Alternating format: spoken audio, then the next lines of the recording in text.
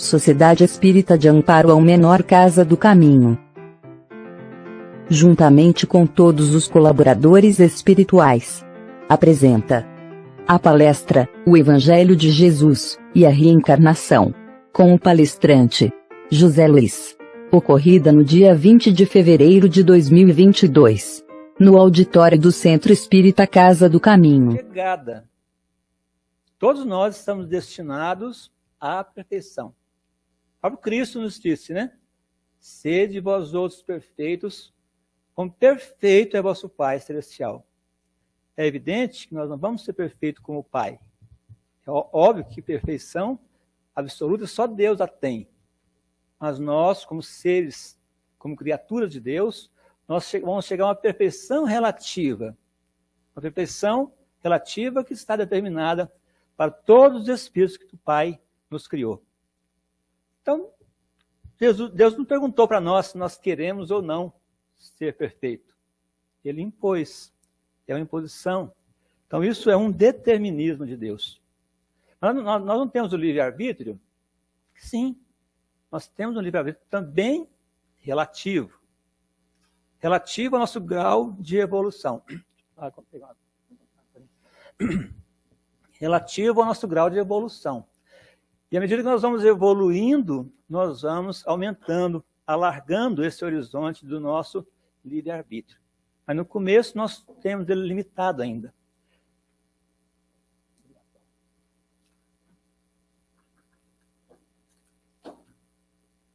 Portanto, Deus poderia ter nos criado todos já perfeitos. Que Deus é todo poderoso. No entanto, qual seria o nosso mérito? Ele quis que a nossa evolução fosse obra nossa mesma. Que nós fôssemos os artífices da nossa evolução. E Allan Kardec ele vai nos mostrar isso, esse caminho que nós percorremos, lá de quando nós somos criados simples e ignorantes até a nossa perfeição relativa, ele vai nos mostrar no Livro dos Espíritos, nas questões de 100 e seguintes. Quando ele trazer a escala espírita. A escala espírita é justamente mostrando a nossa evolução. Ele cria didaticamente 3 ordens. Então, a terceira ordem é a ordem dos espíritos imperfeitos. A segunda ordem os bons espíritos. A segunda. E a primeira ordem dos espíritos puros. Mas Kardec, sabendo também ainda da nossa deficiência em compreensão, ele facilitou mais ainda para nós compreendermos melhor. Ele criou 10 classes. A 10ª classe são os espíritos impuros. E a primeira classe é a classe dos espíritos puros. Ou seja, nós saímos lá de impureza até chegar à perfeição. E como que acontece isso? Podemos considerar, vamos dar um exemplo de um diamante. Um diamante, como diz o outro, de 1 tonelada. Somos nós. Fomos encontrados lá na mina. Esse diamante, lá na mina, ele não sai de lá bonito, igual a gente vê aí, né, essa peça valiosa. Ele vai ter que passar pela mão dos profissionais, de equipamentos, de maquinários, até ele se tornar perfeito. Então, a pessoa responsável ali, o profissional, vai tirando cada impureza. Ele vem cheio de cascalho, cheio de sujeira, cheio de impurezas. Ele vai tirando uma por uma, com cuidado imenso para não estragar a peça. Ele vai tirando.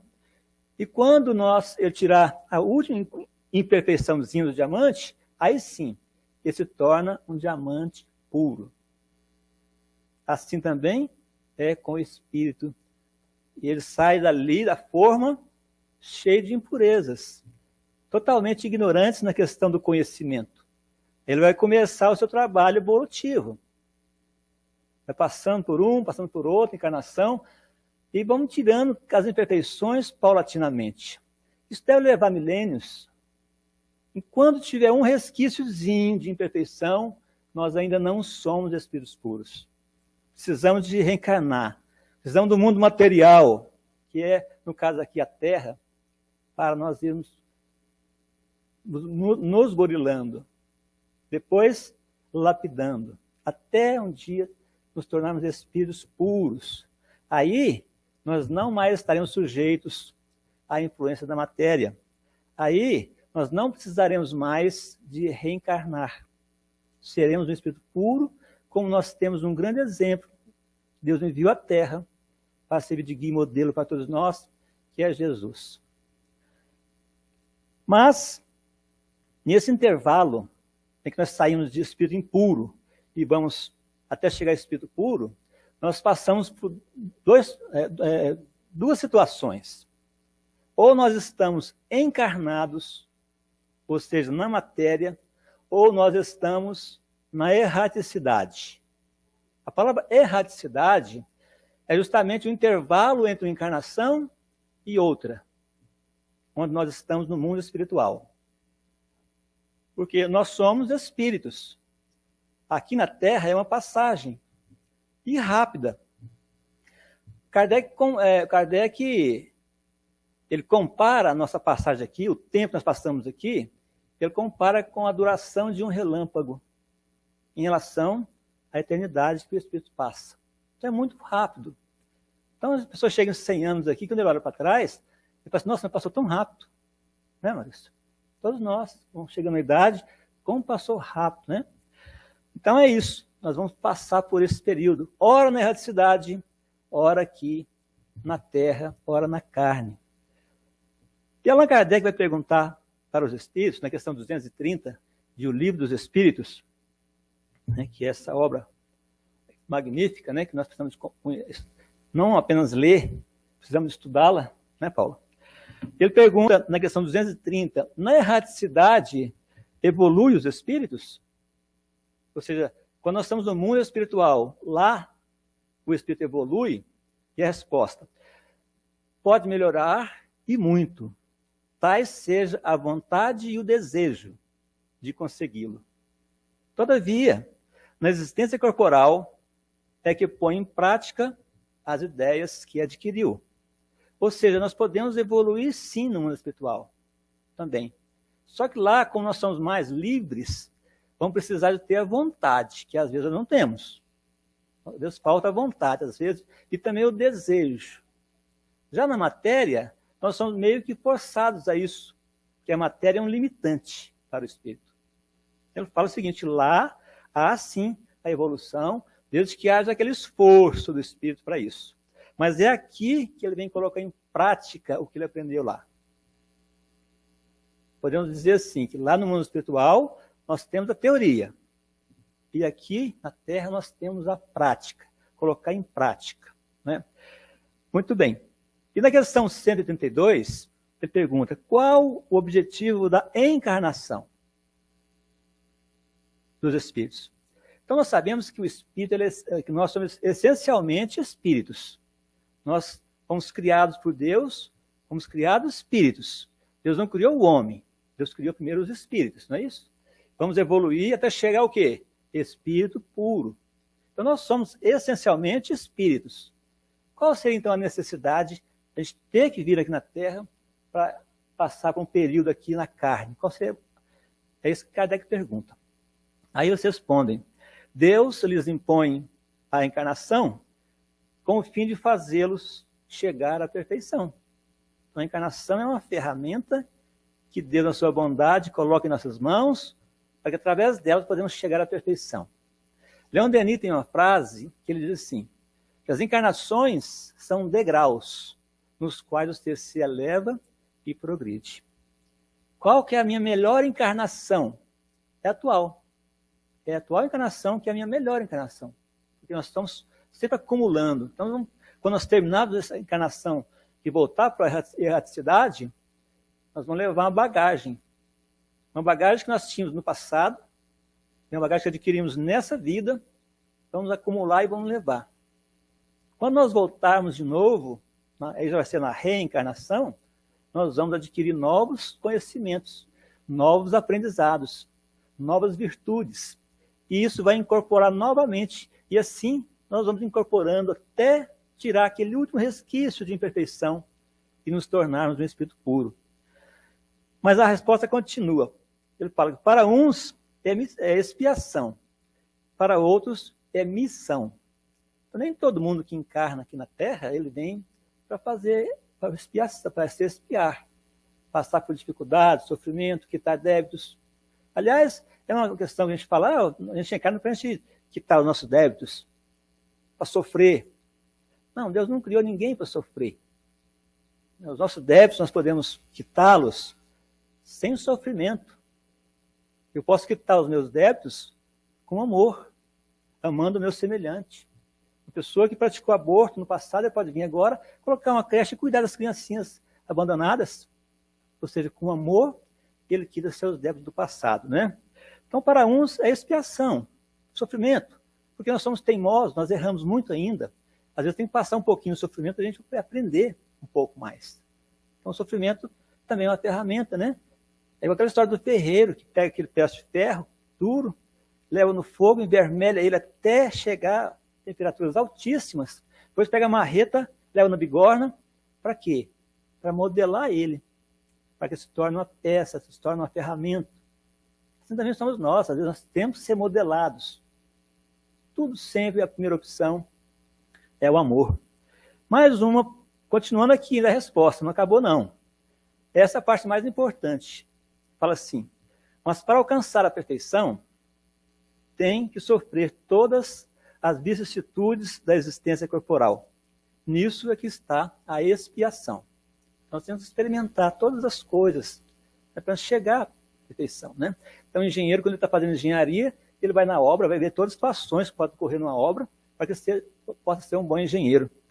E fala assim ainda, visa ainda outro fim, a encarnação. A de pôr o espírito em condições de suportar a parte que ele toca na criação. Olha que coisa maravilhosa. Nós somos co-criadores. Nós somos colaboradores da obra de Deus.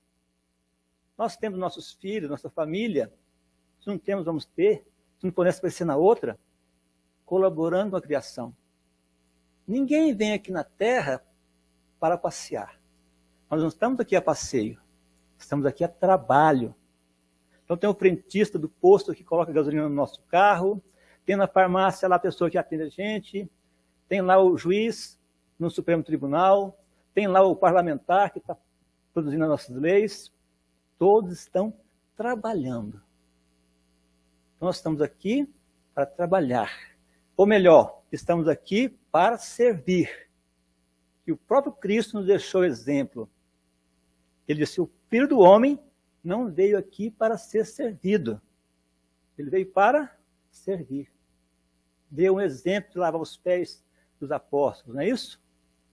Então, todos nós estamos aqui com a tarefa. Por exemplo, eu tive o prazer, a alegria, a satisfação de ter uma profissão de professor. Ou seja, a minha função aqui na Terra, nessa encarnação, foi de tentar educar os alunos que passaram por mim. Não é? Outros têm a missão de ser um médico, um enfermeiro. Como eu falei, toda profissão é digna. Mas o trabalho não é só esse trabalho remunerado que a gente fala.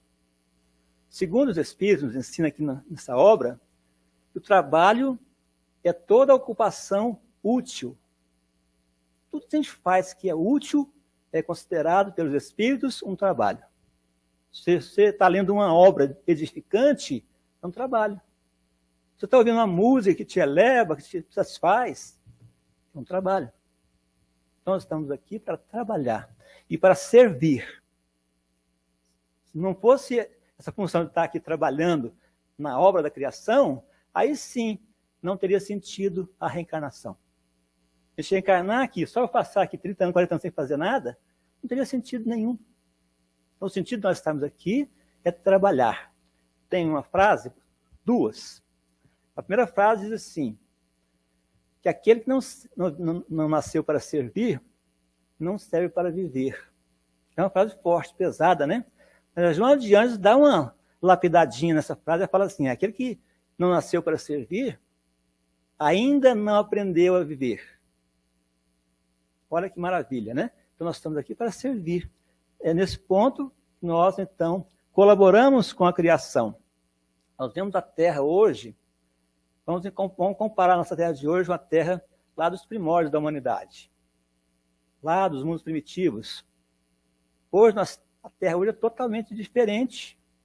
Hoje nós temos as rodovias, nós temos os meios de transporte, nós temos a casa onde nós moramos, os condomínios de hoje, os prédios cada vez mais modernos. Graças a quê? A evolução intelectual do homem. O homem vem aqui também para evoluir, intelecto moral, a evolução intelecto-moral do homem. A evolução intelectual, ela está lapidando a nossa casa, tornando a nossa casa mais confortável para nós. A nossa casa, a Terra. Porque a Terra vai entrar no sistema de mundo de regeneração. Então tem que melhorar bastante. Hoje as rodovias estão todas, né, quem dera, né? Antigamente a pessoa viajava em estrada de chão, em cima de lombo de animal. Hoje você pega um avião aqui, em algumas horas você está em qualquer parte do Brasil. Graças ao quê? O trabalho do homem. O desenvolvimento intelectual do homem. Colaborando com o quê? Com a obra da criação. Mas quando nós formos para o mundo de regeneração, esse mundo não está pronto. O mundo de regeneração vai ser para nós o que foi o mundo primitivo lá atrás para nós, o começo. Então, vamos edificar agora esse mundo, iniciar, e o trabalho vai ser daqueles. Eu estou falando nós, assim, eu estou me julgando que eu já vou para ele, né, Paulo? Nem sei se nós vamos, né? Espero que sim. Então, quem for para esse mundo de regeneração, eles é que vão construir esse mundo, trabalhando na obra da criação. Muito bem, vamos lá, que nosso tempo passa rápido, né? Mas Kardec pergunta ainda na questão 166, ele fala assim, como pode a alma que não alcançou a perfeição durante a vida corpórea acabar de depurar-se? Então, se nós tivéssemos uma única encarnação, seria muito difícil a gente conseguir superar, depurar nessa encarnação. Eles respondem então aqui assim, sofrendo a prova de uma nova existência. Ou seja, reencarnando. Agora já é reencarnar. Encarnar é quando a gente entra na carne. Então, por exemplo, dá um exemplo. Jesus, ele não reencarnou na Terra. Ele encarnou, porque foi só uma vez. Se ele voltar mais uma vez agora, sim, aí ele vai reencarnar. Mas, a princípio, porque Jesus evoluiu num outro sistema solar.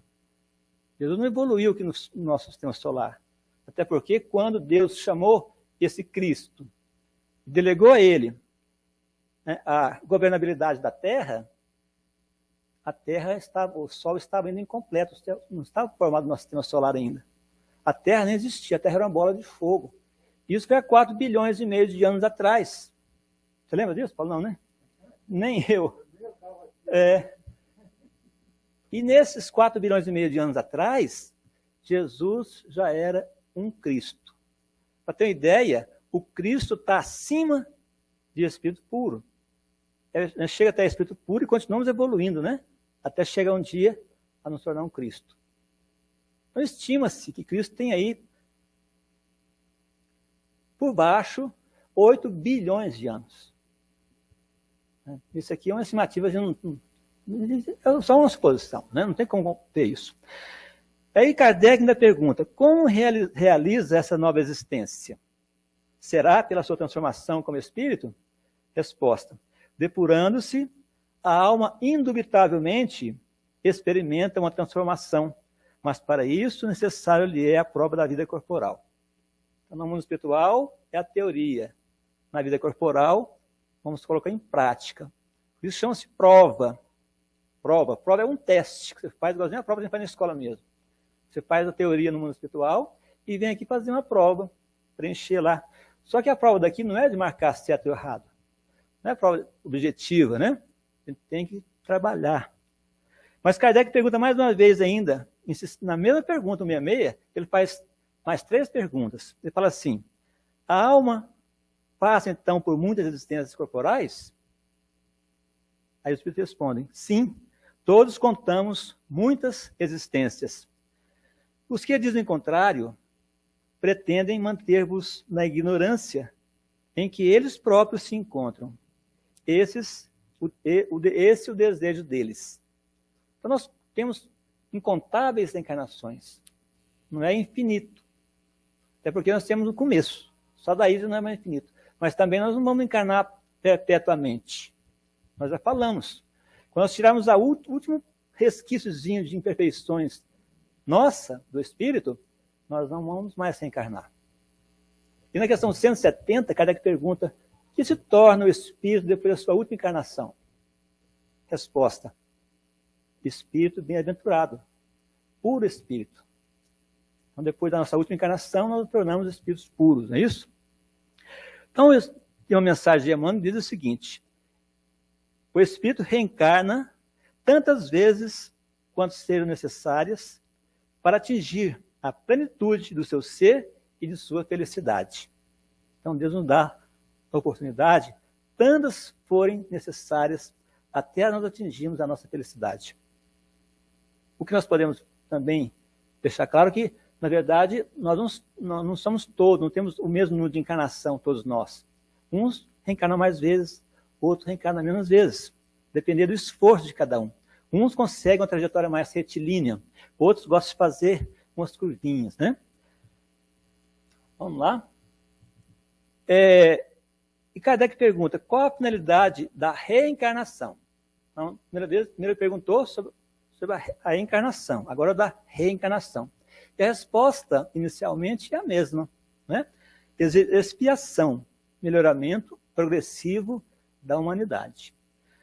Aí fala assim: sem isso, onde estaria a justiça? Como assim? A gente observa que, às vezes, nasce uma criança, ela já nasce com uma série de problemas, já vai para a UTI neonatal, já vai passar por complicações, enquanto outros nascem felizes, vão ter uma vida normal, tranquila. Não é? Se não houvesse reencarnação, se fosse uma única vida, Deus não seria justo, seria injusto, porque Ele criaria espíritos para o sofrimento. Essas crianças que morrem em tenra idade, enquanto outros vivem 100 anos. Uns nascem na pobreza absoluta, na miséria, outros nascem na riqueza, na opulência. Então não teria justiça se fosse numa única encarnação. O que explica isso para nós é justamente as reencarnações.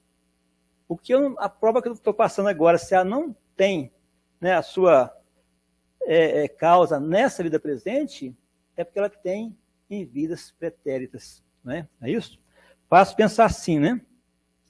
Mas a reencarnação, ela foi tirada do cristianismo, principalmente no Concílio de Constantinopla, no ano de 553 anos depois de Cristo.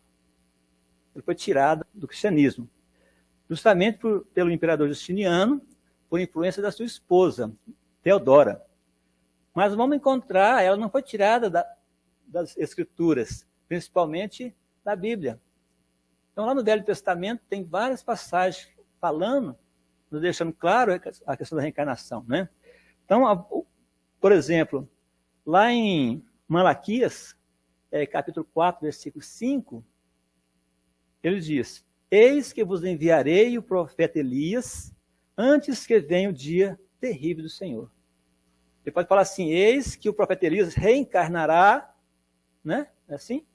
E ele reencarna depois, como João Batista, como nós sabemos, né? 6 meses antes de Jesus. Então, os seguidores do hinduísmo, todos eles, todas as escrituras, têm lá um ponto que fala das reencarnações. Então, a reencarnação não é exclusividade do espiritismo. A reencarnação, nenhuma religião a tem como um patrimônio. A reencarnação é um patrimônio da humanidade. Humanidade material e humanidade espiritual. Mas aquela passagem também que Paulo leu aqui no começo, que nos retrata também a reencarnação. Quando Jesus, caminhando com os seus discípulos, ele pergunta para eles se eles tinham ideia com quem que ele estava caminhando. Se eles tinham ideia quem que era aquele mestre que eles caminhavam. Eles eram discípulos, né? E Jesus era o mestre. Então ele pergunta: quem dizem os homens ser o Filho do Homem? Quem diz que eu sou? Ele pergunta, ele faz a pergunta ficar mais clara ainda, né? Quem diz que eu sou? Aí eles respondem, né? Um diz que é João Batista, outro que é Jeremias, ou, enfim, ou um dos profetas. Ou seja, a reencarnação de João Batista ou de um dos profetas da antiguidade. Não é isso? Então eles tinham ideia da reencarnação. Os judeus tinham sim a ideia da reencarnação, com exceção dos saduceus, que não acreditavam na vida futura. Mas todos os outros acreditavam na vida futura. Então mostra para a gente aqui que ele está falando de reencarnação. Mas aí Jesus então faz a pergunta para os apóstolos. E vós, quem dizes que eu sou? E aí quem responde? Pedro. Porque Pedro era o líder ali do grupo, né?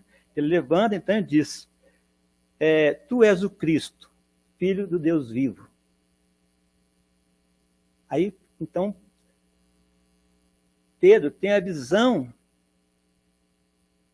verdadeira do Cristo.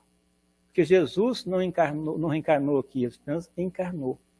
Que ele veio de onde? Das esferas superiores. Diz Penelon, que ao lado de Cristo, ao lado de Deus, estão numerosos espíritos que já chegaram à perfeição.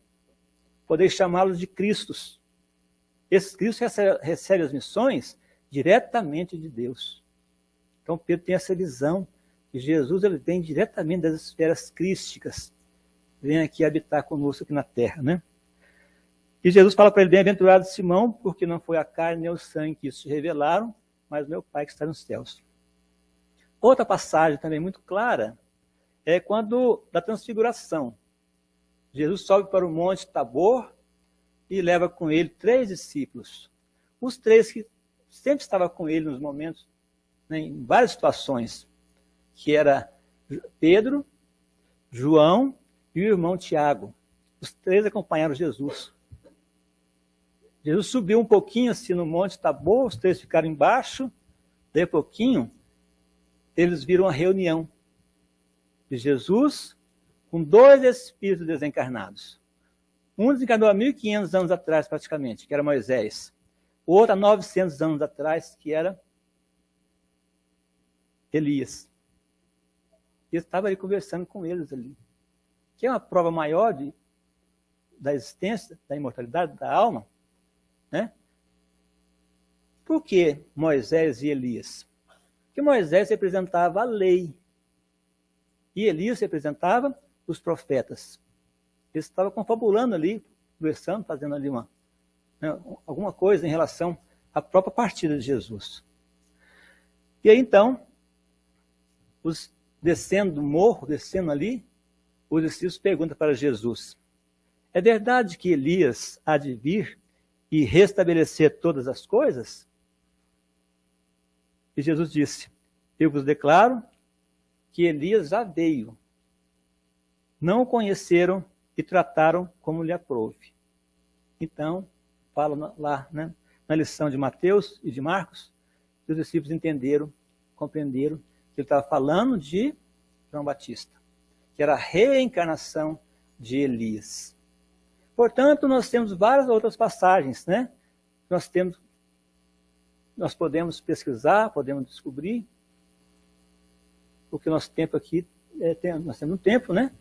Mas essas passagens estão lá no Evangelho. Digo mais, no Evangelho segundo o Espiritismo também. Está no Novo Testamento, no Evangelho de Jesus, e Kardec pensou para trazer, que essas mensagens estão no capítulo 4, esse que o Paulo leu aqui no Preparo de Ambiente. Mas tem mais uma ainda, que talvez seja a mais bela.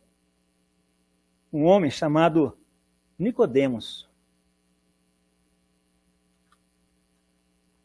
Nicodemos era um homem muito culto, era um doutor da lei, ele conhecia toda a Torá, porque os doutores da lei conheciam as leis profundamente. Conhecia a Torá, conhecia todos os profetas, né? Esse fariseu, esse Nicodemos, ele era um fariseu, e ele era chamado de o senador dos judeus. E ele era um juiz da Suprema Corte que existia naquela época, que era o Sinédrio. Ele era um juiz. Foi o Sinédrio que julgou Jesus. Então, Nicodemos participou também, né, do julgamento de Jesus. Evidentemente, votou a favor, contra, né, a pena de morte. Então, ele procura Jesus, diz aqui no texto, à noite. Nós podemos ver isso de duas maneiras. Por que foi à noite? A linguagem ela é muito simbólica, né? Nós temos que tirar o espírito da letra. À noite, talvez, pode ser que seja porque eu não queria se comprometer com os seus superiores, com os seus outros amigos do Sinédrio, né? Mas o que eu confio mais é que seja à noite, porque noite representa a nossa escuridão de conhecimento. Eu não conhecia nada sobre o que Jesus ia falar. Eu conhecia tudo sobre a lei de Deus, sobre as leis que estavam na Torá, mas eu não conhecia a nova mensagem que Jesus trazia. Então ele vai ali para conversar com Jesus, humildemente. E olha como que ele fala com Jesus. Mestre, sabemos que vieste da parte de Deus para nos ensinar como um doutor. Porquanto ninguém poderia fazer os milagres que fazes se Deus não estivesse com ele. Aí Jesus fala para ele, para Nicodemos, em verdade vos digo, que ninguém pode ver o reino de Deus se não nascer de novo. O que é nascer de novo, gente? Reencarnação. É reencarnar. É isso? E aí, Nicodemos, mostrando toda a sua ignorância em relação a isso, o conhecimento que ele tinha era o conhecimento básico de uma criancinha ainda, de 3, 4 anos em relação a isso. Porque ele pensa assim, como que pode uma pessoa já velha entrar para o ventre da sua mãe e nascer de novo? É uma inocência muito grande, né? Mas Jesus vai sentar com ele ali e vai explicar para ele passo a passo, né? Tudo isso. Então nós vamos encontrar todos os ensinamentos, tanto no Evangelho de Jesus, como também no Evangelho segundo o Espiritismo. Então, a ressurreição e reencarnação. A palavra ressurreição, ela quer dizer levantar, ficar de pé novamente.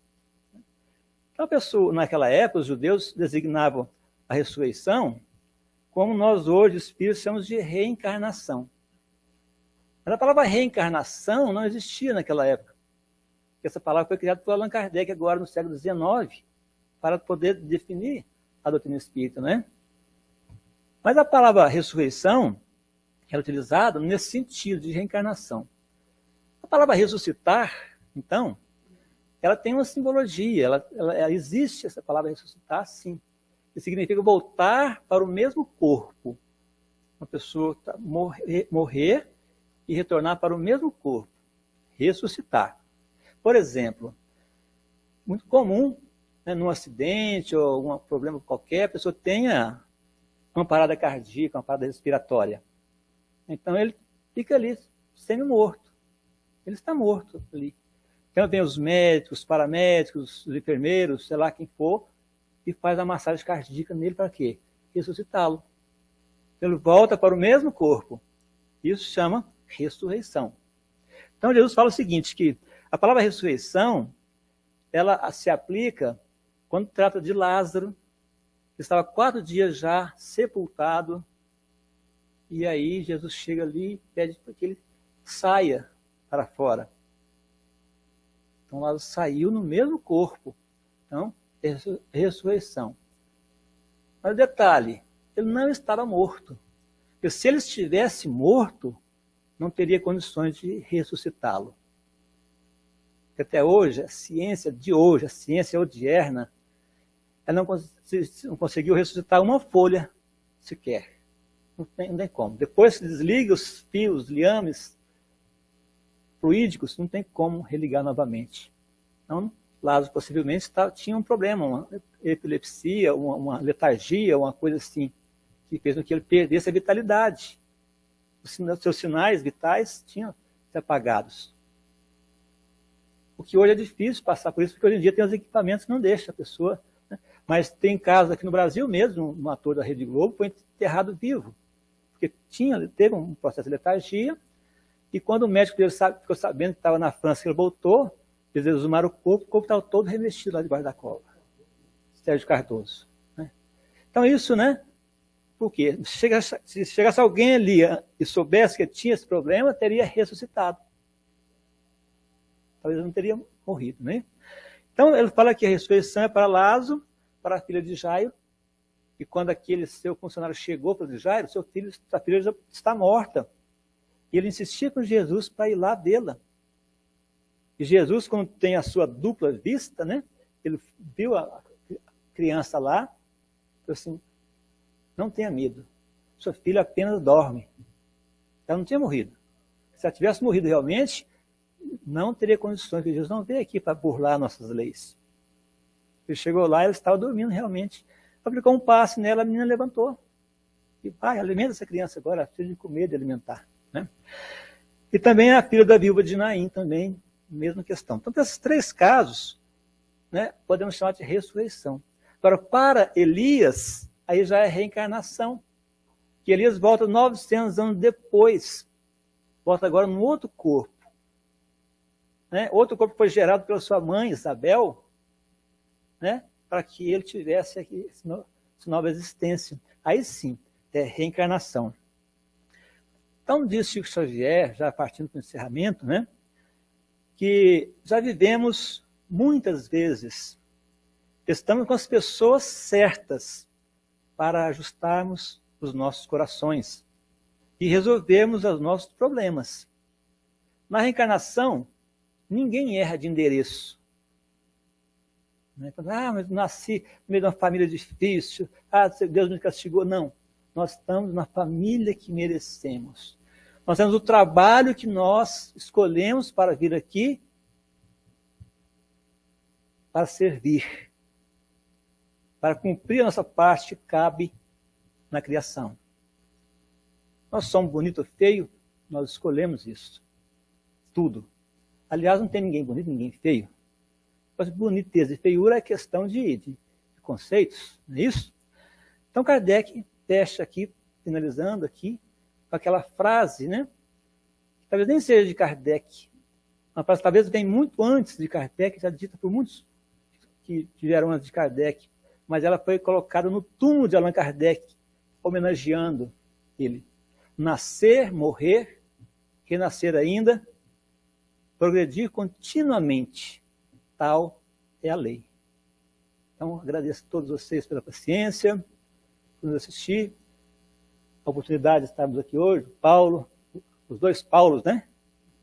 Então, foi para mim uma grande alegria estar aqui pela primeira vez, esperamos voltar mais vezes. Muito obrigado a todos, Paulo, Maurício, o outro Paulo também que está ali dentro, controlando lá os equipamentos. Uma boa noite a todos. Agradecemos por você ter assistido essa palestra. Se você gostou, compartilhe com seus amigos.